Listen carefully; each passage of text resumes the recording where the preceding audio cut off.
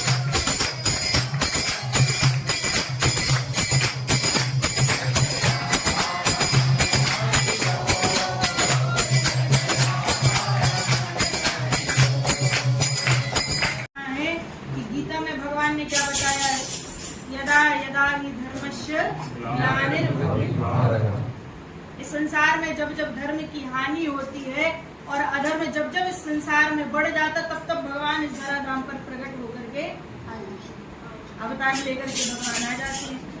और जो भागवत जी, वैसे तो भगवान ने केवल सत्य की स्थापना करने के लिए इस धराधाम पर अवतार लिया। और देखो हमारे भगवान जब जब इस संसार में आते हैं तो सत्य की स्थापना तो करते ही हैं। जो पापी हैं, अत्याचारी है, जो अधर्मी है, उनसे अपने भक्तों की रक्षा करते हैं। हम आप सभी ने ये तो सुना होगा।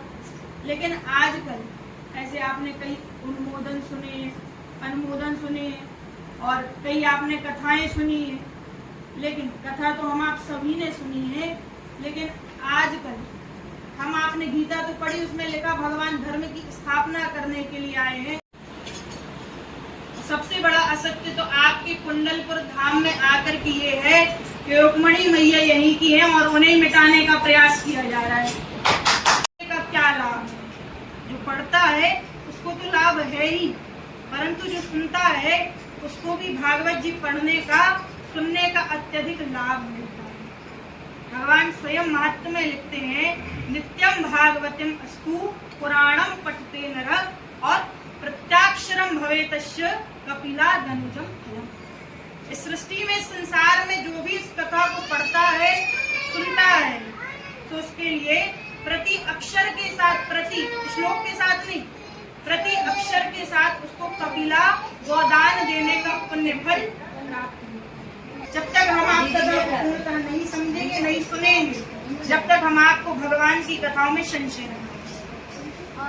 देखो, जिस प्रकार से श्री रामचरितमानस में सती मैया को संशय कब हुआ?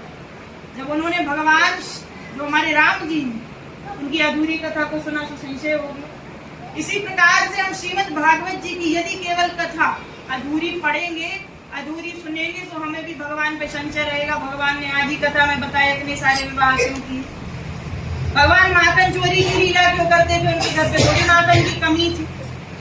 तो भगवान की यहाँ माखन की कमी नहीं थी, भगवान तो माखन नहीं चुराते थे, वो तो भक्तों के भाव का हरण करते। तो जब तक हम पूरी कथा को सुनेंगे नहीं, पढ़ेंगे नहीं, जब तक हमारे मन में सदैव संशय बनेगा। इसलिए क्या करो, कथा में प्रतिदिन आने का प्रयास करो। और जब प्रतिदिन कथा में आओगे तो आज मन नहीं लग रहा, कल मन नहीं लग रहा, कभी तो ये मन लगेगा। राम राम रटते रहो जब तक घट में प्राण, कभी तो दीन दयाल के। प्रतिदिन कथा को सुनते रहो, पढ़ते रहो, ना जाने भगवान कब अनुग्रह कर दे, कब कृपा कर दे और अपनी भक्ति आपको प्रदान करे। अच्छा, किसी के यहाँ पर रोज रोज जाते रहो, कितनी मित्रता हो जाती है। और फिर तो घर जैसा हम आप, भले ही कितने दूर के हो, भले ही कोई सीएम हो, पीएम हो, डीएम हो, कोई पद पे रहा है, लेकिन प्रतिदिन उसके घर पे आते जाते रहो तो कभी ना कभी तो वो हमारे ऊपर कृपा करेगा। कभी ना कभी तो हमसे भी कह देगा कि तुम्हारे लिए भी एक छोटा मोटा पद दिए देते हैं, है ना। ऐसी भगवान के मंदिर में हम आप प्रतिदिन आते जाते रहेंगे तो भगवान भी बड़ी पीएम है, सीएम है, कोई भी होए भगवान हमें भी इतना एक छोटा सा पद दे देगा कि चलो तुम्हें भक्ति दिए देते हैं। इसलिए भगवान के प्रतिदिन मंदिर में जाते रहो। और ये केवल इसलिए नहीं कहा कि हम आज मंदिर में आए हुए हैं, इसलिए कहा कि भगवान के मंदिर में जाते रहो। हम कथा से भी ये सभी को कहते कि जो हम आपके निकट मंदिर है, देवालय, उसको चूना नहीं करे रहना चाहिए, उसमें जाओ प्रतिदिन। और आप सभी तो इतने धन्य हैं कि आपके यहाँ पर स्वयं घर के निकट शिव शंकर भगवान विराजमान। तो देखो, भगवान शिव शंकर तो इतने कृपालु है, इतने करुणा निधान है। अब देखो, शिव शंकर की जितनी व्याख्या करो उतनी कम है। आप कहेंगे कि बुलाया तो गीता को है, भागवत को, शंकर जी की बताने, तो शंकर जी जिस पुराण में नहीं आए वो पुराण अधूरा है। तो देखो, शिव शंकर भगवान इतने कृपालु है, इतने करुणा निधान है कि ये एक चोर के ऊपर भी यदि कृपा कर दे तो चोर करिए बन जाए। अच्छा, एक व्यक्ति शिव शंकर भगवान के मंदिर में जैसे ही पहुंचा, वहां की लाइटें तो गोल थी। अब जैसे ही ये पहुंचे तो इनने अपनी शर्ट उतारी, वस्त्र उतारे और उसकी एक मशाल बना करके शंकर भगवान के निकट जला कर ले गए। और ये पूजा करने नहीं गए थे, वहां पर चोरी करने गए थे। ये कहीं चोरी करेंगे तो कुछ ना कुछ मिल जाएगा, खाने पीने की व्यवस्था हो जाएगी। लेकिन शिव शंकर भगवान ऐसे कृपालु है कि उस समय के लिए, उस पल भर के लिए चोर ने यदि शिव शंकर भगवान के मंदिर में उजाला कर दिया, रोशनी कर दी, तो उसे भोले बाबा ने प्रसन्न होकर के और कुबेर पद प्रदान कर। इसलिए हम आप प्रतिदिन, हमारे घर के निकट शिव शंकर भगवान है, तो शिव शंकर भगवान को प्रतिदिन हम आप यदि एक दीपक भी प्रज्वलित करके जाते हैं, तो जब भगवान मशाल जलाने पर और चोरी करने पर कुबेर का पद दे सकते हैं, तो हमारे शिव शंकर क्या हम आपके ऊपर एक दीपक जलाने पर करुणा नहीं करेंगे? प्रतिदिन भगवान जब हमारे निकट हैं तो प्रतिदिन ये प्रयास करो कि हर घर से एक दीपक यहाँ शिव शंकर भगवान के यहाँ सायं काल को जलना चाहिए। और जिसको नहीं है पता सो जाकर के सुनाना, जितने लोग आ गए हैं सो तो ठीक, और जो नहीं आए हैं तो उन्हें जाकर के ये श्रवण कराना कि भैया यदि चोरी करने पर भी कुबेर पद मिल जाता है तो यहाँ पर आकर के दीपक प्रतिदिन जलाओ, कभी ना कभी तो भगवान हमारे ऊपर कृपा करेंगे, करुणा करेंगे। और प्रतिदिन भागवत जी को भी सुनने के लिए आओ। हम आप अक्सर देखते हैं कि जो मंदिर है दिन भर भली भरे पड़े रहेंगे, लेकिन जैसी आरती का समय तो सब भूल। तो देखो आरती के समय में ऐसा नहीं करना कि केवल पंडित जी लगे हैं, खुद ही गड़र घंटी बजा रहे हैं, खुद ही आरती लगे हैं और खुद ही शंख बजाने लगे हैं। पंडित जी एक आरती में 4 चीजें बजा लेते हैं। अच्छा, आपके यहाँ तो नहीं करते ऐसा पंडित? ये तो हाल है। तो देखो भैया, हम आपको केवल पंडित जी को नहीं बजवाना है। पंडित जी वैसे ही तर जाएंगे, जो भगवान की शरण में हो वो कैसे उसका कल्याण नहीं। तो जो देवालय है वो हम आप सभी सनातनियों के लिए एक स्तंभ है, जहाँ पर जाकर के हम आप सभी को धर्म की, अपने ग्रंथों की और सदगुरु के मार्गदर्शन से प्रेरणा मिलती है। प्रतिदिन आकर के जो देखो, वैसे तो अभी तक हम इतने मंदिरों में घूमे हैं, लेकिन हमने इतने मंदिरों में ऐसा नहीं देखा कि प्रतिदिन कोई ग्रंथ का पाठ हो रहा हो, प्रतिदिन किसी मंत्र को पढ़ा जा रहा हो, कुछ ना कुछ नया नया सुनाया जा रहा हो। और यहाँ पे हमने सुना है कि गीता हो चुकी है और भागवत जी भी चल रही है। तो देखो ये आप सभी के लिए बड़े गौरव की बात है। यदि आप सभी सुनहरे अवसर को त्याग देंगे तो ये हर मंदिर में सुलभता से नहीं मिल रहा है, परंतु हम आपकी दशा ये है कि घर की मुर्गी। हाँ, ऐसा नहीं करना। यदि हम आप सभी को धर्म लाभ मिला हुआ है और हम आप मानव हैं, तो यहाँ पर आकर के प्रतिदिन तो ग्रंथ पढ़ा जाता है, भागवत जी पढ़ी जाती है, तो उनको आप सभी को आकर के यहाँ पे श्रवण करना है। ऐसा नहीं यहाँ हमारे सोबत सुनने आ गए। इतनी भीड़ रोज होनी चाहिए। पंडित जी प्रतिदिन वीडियो बना के भेजेंगे, ठीक है, सबको आना है यहाँ पे। और देखो जो हम आप सभी इतने लोग बैठे यहाँ पर, कोई अन्य प्रजाति का जीव जंतु किसी को दिखाई दे रहा है? कोई कुत्ता, बिल्ली, बकरी यहाँ पर किसी को दिख रही है? किसी को दिख रही? हमें तो नहीं दिख रही। देखो हम आप मानव हैं, हम आपके ऊपर भगवान ने कृपा की है, और प्रभु की इतनी बड़ी कृपा कि आपके घर के निकट मंदिर है। मंदिर में प्रतिदिन सुबह शाम आते रहो, सुबह शिव शंकर भगवान का जल अभिषेक करो और शाम को आकर के यहाँ पर दीपक कर दो। लेकिन कथा में जैसा बताया है कि भरोसा होना चाहिए, और जो हमारी कथा है उसको भी ध्यान से आप सभी श्रवण करो, तभी तो भगवान हम आप सभी की भी टेर को सुनेंगे, पुकार को सुनेंगे, और हम आप सभी के ऊपर भी अनुग्रह करेंगे और कल्याण करेंगे।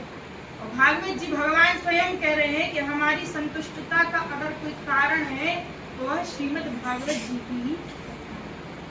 भगवान जैसे चले गए, भगवान से किसी ने कहा प्रभु आप जा रहे हैं, फिर इस कलयुग में मनुष्यों का उद्धार कैसे होगा, मनुष्यों का कल्याण कैसे होगा? भगवान कहते हम कहाँ जा रहे हैं? जो श्रीमद् भागवत जी की कथा है वही प्रत्यक्ष हमारे भगवान श्री कृष्ण का ही अवतार के स्वरूप भगवान उसी पर विराजमान है। और आज भी जो भक्त प्रतिदिन इस कथा को पढ़ता है, सुनता है और समझता है, प्रभु कन्हैया उसके ऊपर स्वयं कृपा करते हैं तथा उसके हृदय में स्वयं अपनी भक्ति प्रदान करते हैं। और कलयुग में जो श्रीमद् भागवत जी की कथा है, चाहे वह अधम से अधम हो, पापी से पापी हो।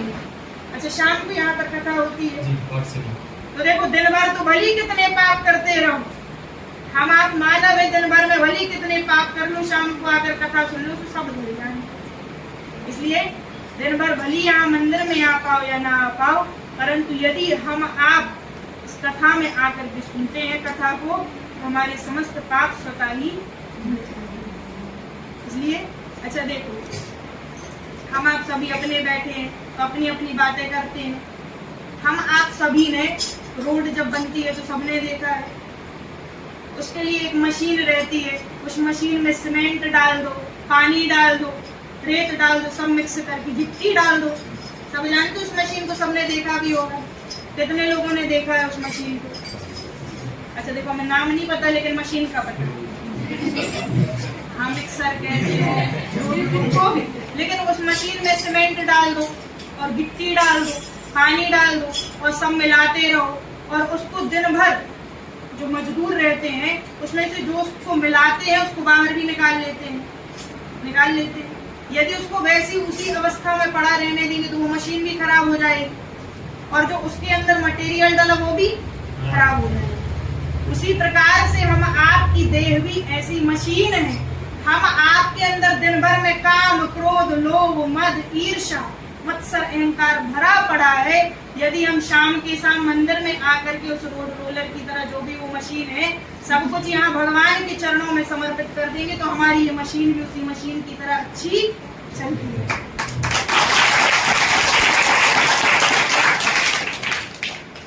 तो देखो, तालियां बजाने से कुछ नहीं होना है, आना है मंदिर में, ठीक है?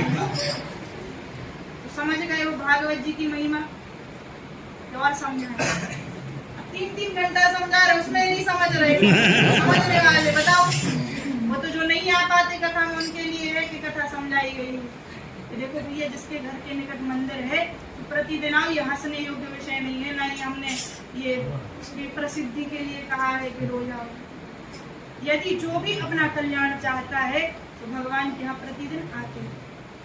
और जब उस मशीन की तरह हम अपनी टेंशन को, अपनी अहंकार को, विकार को भगवान के यहाँ पलट जाएंगे तो हम आपके जीवन में वैसे कुछ दुख, व्याधि, ये सब शेष बचने वाली नहीं है और हम आप भी मंगलमय जीवन यापन करेंगे और भगवान भी देखते रहेंगे कि अभी चल रहा है, जिंदा है।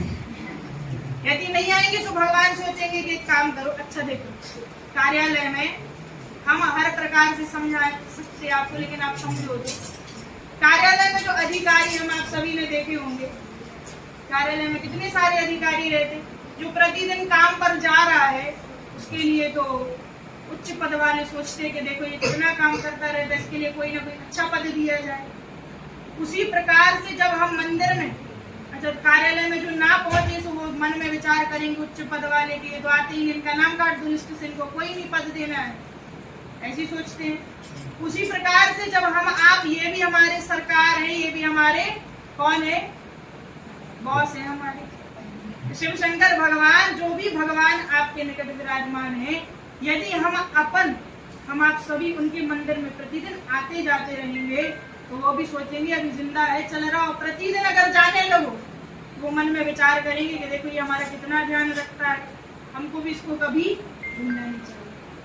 इसलिए हमारे भगवान भी, हम आपको पता नहीं कब किस पद को दे दे, और भगवान जब कृपा कर दे तो भगवान रंक से राजा बना सकते हैं और राजा से हमारे प्रभु रंक को बना सकते। इसलिए भगवान की शरण में सदा पड़े रहो और भगवान की कृपा को सदा प्राप्त करे रहो, भक्ति में लगे रहो।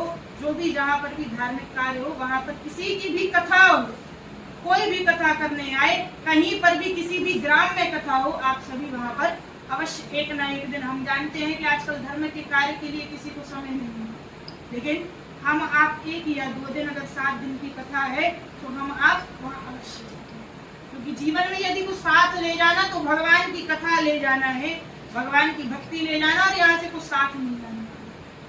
इसलिए भगवान की भक्ति में सदा लगे रहो, भगवान के चरणों को सदा पकड़े रहो, भगवान से कहो प्रभु हम आपको कभी नहीं भूले, और हम भूल जाए तो फिर आप हमें कभी नहीं, क्योंकि प्रभु संभव है बंधनों में मैं तुमको भूल जाऊं, पर नाथ कहीं तुम भी मुझे भूलना।